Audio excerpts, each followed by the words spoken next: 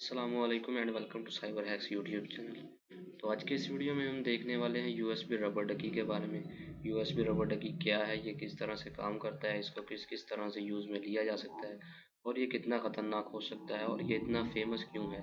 तो ये सब हम आज के इस वीडियो में देखेंगे, तो इस वीडियो को एंड तक देखते रहें और कहीं भी स्किप ना करें। तो चलिए शुरू करते हैं।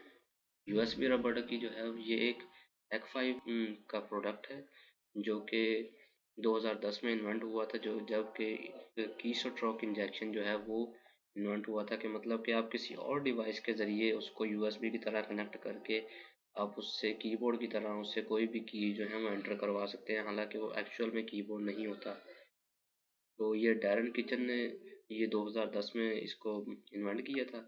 उसके बाद से ये चीज़ बहुत ज़्यादा पेन टेस्टिंग में यूज़ होने लगी।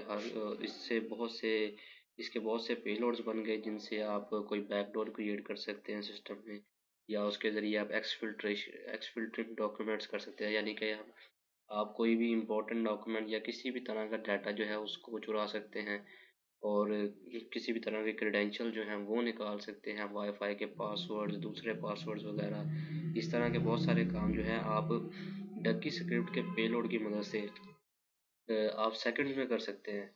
और वो भी आपको खुद इंटरेक्ट करने की किसी भी किस्म की ज़रूरत नहीं है, आपने जस्ट यूएसबी को प्लग करना है। जैसे ही वो प्लग होगी वो इतनी स्पीड से काम करेगी कि अगर वो कंप्यूटर फास्ट है तो वो पलक झपकते ही कह लें कि आपका काम हो जाएगा। एक चंद सेकंड में आपका जो है वो बैकडोर क्रिएट हो जाएगा, या जो भी आपने काम करना है वो कोई हो जाएगा। तो और आप फ़ौरन ही यूएसबी को दोबारा निकाल सकते हैं और आपका काम जो है वो हो गया इतने में ही। मतलब कि आपको खुद कुछ भी करने की ज़रूरत नहीं है। और इसके ज़रिए से बहुत सारे काम जो हैं, बहुत सारे प्रोसेस जो हैं वो ऑटोमेट भी किए जा सकते हैं। और इसमें एक्यूरेसी बहुत ज़्यादा होती है, क्योंकि ये हमने खुद टाइपिंग नहीं करनी, खुद हमने कोई भी कीज़ वगैरह एंटर नहीं करवानी, हमने पहले से सेट की हुई है, उन्हीं को हमने बस यूएसबी को प्लग करना है तो उसने ऑटोमेटिकली वो सारा काम कर देना है। यानी कि इसमें 100% एक्यूरेसी हमें मिल जाती है।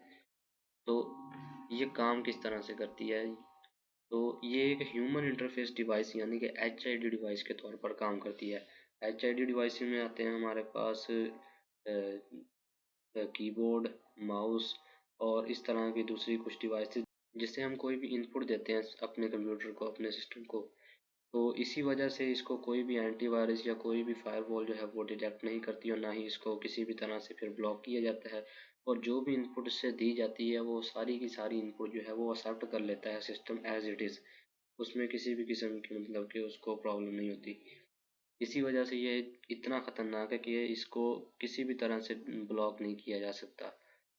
हाँ, इसको सिर्फ एक ही तरीके से ब्लॉक किया जा सकता है कि आप किसी भी कंपनी में इस तरह का सेटअप सारा बनाएं कि कोई भी स्ट्रेंजर जो है, यानी कि कोई भी पर्सन जो बाहर से आ रहा है, वो किसी भी सिस्टम को यूएसबी जो है वो प्लग ना कर सके। तो इस कंडीशन में उस सिस्टम को प्रोटेक्ट किया जा सकता है। अगर यूएसबी जो पोर्ट्स हैं वो स्ट्रेंजर्स के लिए ओपन है तो फिर वो उनको किसी भी तरह से यूज़ कर सकते हैं। तो इसको करना कैसे है। यूएसबी रबर डकी के अंदर मेमोरी कार्ड इंसर्ट होता है। उस मेमोरी कार्ड के रूट फोल्डर में, यानी कि आपने किसी फोल्डर में नहीं रखना, जस्ट आपने मेमोरी कार्ड की मेमोरी के अंदर सबसे बाहर ही आपने जो है उसका जो कोड है, जो स्क्रिप्ट आपने रन करवानी है वो उसमें आपने उसमें रख देनी है बस। उसके बाद आपने उसको प्लग कर देना है।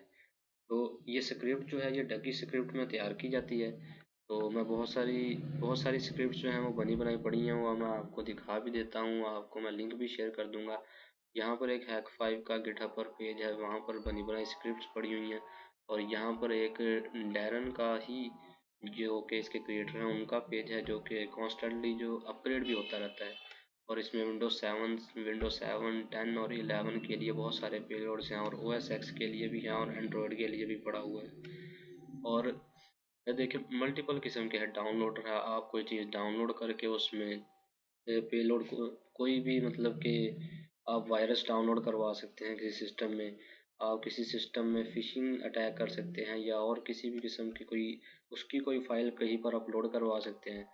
और इसके अलावा कई किस्म के आप प्रैंक भी कर सकते हैं, उसकी भी आपको कई स्क्रिप्ट्स यहाँ पर मिल जाएंगी। तो इन स्क्रिप्ट को तो यहाँ पर जो स्क्रिप्ट्स मैंने आपको दिखाई हैं इनको जस्ट आप वहाँ पर पेस्ट करेंगे तो आप उसको यूज़ कर सकेंगे। लेकिन अगर आप अपनी खुद की स्क्रिप्ट कोई क्रिएट करते हैं तो फिर उसको आपको पहले डकी इनकोडर्स की मदद से कंपाइल करना पड़ेगा एक inject.bin नाम की फ़ाइल में। उस फाइल को आप उस मेमोरी कार्ड में रखेंगे और मेमोरी कार्ड को इंसर्ट करेंगे। तो उसके बाद आप जब भी उसको इंसर्ट करेंगे तो ऑटोमेटिकली आपकी स्क्रिप्ट जो है वो रन हो जाएगी। अच्छा, यूएसबी रबर डकी के बाद कुछ और भी प्रोडक्ट्स आए हैं जो कि वाईफाई के ज़रिए भी ये काम करते हैं। मतलब कि आप वाईफाई के ज़रिए अपने मोबाइल से कंट्रोल कर सकते हैं कि आपकी जो डिवाइस है यूएसबी डिवाइस से किस वक्त कौन सी स्क्रिप्ट रन होगी, अगर ऑटोमेटिकली रन होगी या नहीं होगी रन। तो इस तरह की कुछ डिवाइसेस भी हैं जो वाईफाई से कंट्रोल की जा सकती हैं। और ये जो ऑफिशियल जो है डिवाइस हैक 5 की, उसमें आपको वाईफाई की अपॉर्चुनिटी नहीं मिलती। तो लेकिन जो दूसरी वाईफाई वाली डिवाइस है उसमें आपको एक डिसएडवांटेज है कि आपको वहाँ पर स्पेस कम मिलती है। लेकिन जो हैक 5 की डिवाइस है उसमें वाईफाई तो नहीं है लेकिन उसमें आपको स्पेस ज़्यादा मिल जाती है, क्योंकि आप मेमोरी कार्ड इंसर्ट करते हैं तो आप जैसा मर्जी जितनी मर्जी मेमोरी कार्ड इंसर्ट कर सकते हैं। तो ये तब ज़्यादा यूज़फुल हो सकती है जब आपने कोई ज़्यादा बड़ी जो है वो प्रोग्राम कह लें या कोई भी स्क्रिप्ट जो है वो ज़्यादा डाटा की है, तो वो आपने अगर रन करवानी है तो वो आप रन करवा सकते हैं इसमें आसानी से।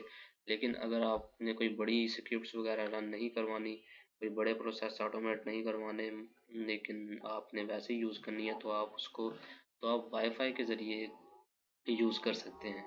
वाईफाई वाली HID डिवाइस यानी कि यूएसबी रबर डकी को यूज़ कर सकते हैं। तो इन वेबसाइट्स के मैं लिंक आपको डिस्क्रिप्शन में दे दूँगा, तो आप इनको यूज़ कर सकते हैं। और आप अगर बाय करना चाहें तो आप बाय भी कर सकते हैं, उनका लिंक भी मैं आपको डिस्क्रिप्शन में दे दूँगा। तो और हाँ, एक और इम्पोर्टेंट बात, अगर आप इससे किसी किस्म की इल्लीगल एक्टिविटी करती हैं तो आप पूरी तरह से इसके खुद ज़िम्मेदार होंगे और आप इसमें बुरी तरह फंस भी सकते हैं। तो इसलिए इसका इस्तेमाल जो है वो एजुकेशनल पर्पसेस के लिए और सिर्फ टेस्टिंग पर्पसेस के लिए ही किया जाए। या अगर आपने कोई छोटा मोटा प्रैंक किसी फ्रेंड के साथ करना हो तो वो आप कर सकते हैं। इससे ज़्यादा अगर आप ख़तरनाक कामों के लिए या आप इससे खुद को प्रोटेक्ट करने के लिए इस नॉलेज को इस्तेमाल करें, किसी को अटैक करने के लिए, किसी को टारगेट करने के लिए इसको इस्तेमाल ना करें। तो दैट्स इट। उम्मीद है आपको हमारी आज की ये वीडियो पसंद आई होगी।